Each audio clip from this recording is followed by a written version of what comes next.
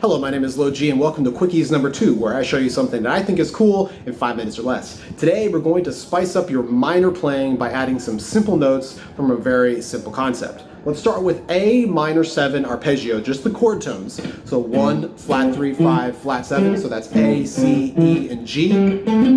Play it however you want, there's a variety of ways. And instead of just playing those notes, our strong, normal chord tones as they're called, we're going to play each of those notes leading tones, meaning the note back 1 fret from each chord tone. So instead of playing 1, we're going to go back a fret and then play 1. Instead of playing 3, we're going to go back a fret and then play 3, etc. all the way. So this is leading into 1, leading into flat 3, leading into 5, leading into flat 7, leading into 1 again. So check out if I do like a long passage with this run.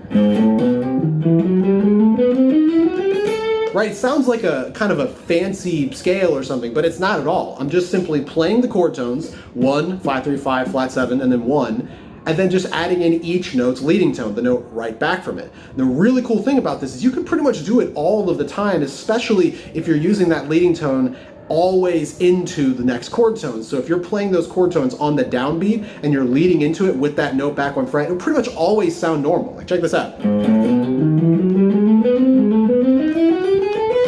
Like everything I played right there was always chord tone on the downbeat, so bam, bam, bam, bam, bam, bam, always like that. And the leading tone was always the note right before. So it sounds fairly normal because the last note you're hearing is the normal chord tone, right? That extra new leading tone note is just getting us into the chord tones. This is a great way to get used to some of these notes that maybe you're not playing, like the leading tone into 1 is natural 7.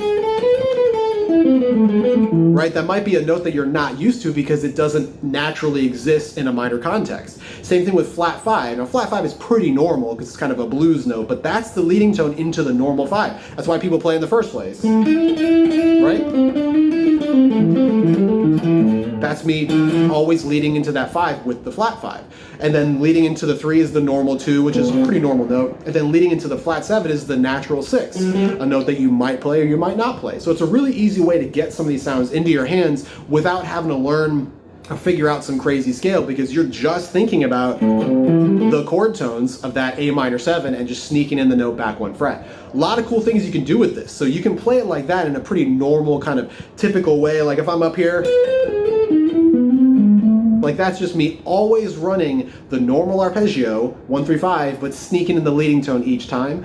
But to make it a little bit more intense if you want, you can do the opposite. Don't use the leading tone as simply a means to get into the chord tone. Feature the leading tone. Bring it out, like play it more than the chord tone. So for example, if I do something like this, that's me doing exactly what I've been doing. But watch this.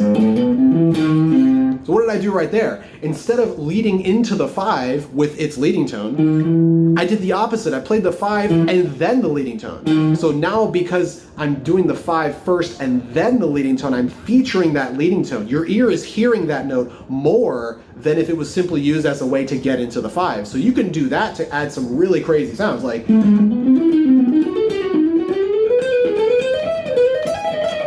that.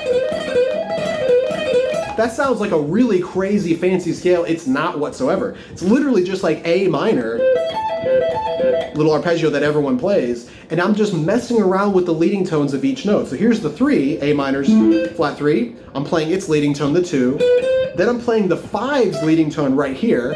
Same thing, just a different location. And then I'm playing the 1's leading tone, the normal 7, but I'm just not playing the 1. So because I'm not playing the 1, the only note that you're hearing is the normal 7, so I'm really featuring that note, bringing it out. Now I can't say that this is going to be a sound that will work for you all the time. Obviously it's a little bit more intense sound, but it's really easy to achieve that by just choosing to feature the leading tones instead of the normal chord tones. So I'm going to play over a track a little bit, see what this sounds like. Leading tone into 1, right? Really simple, into 5. Really simple.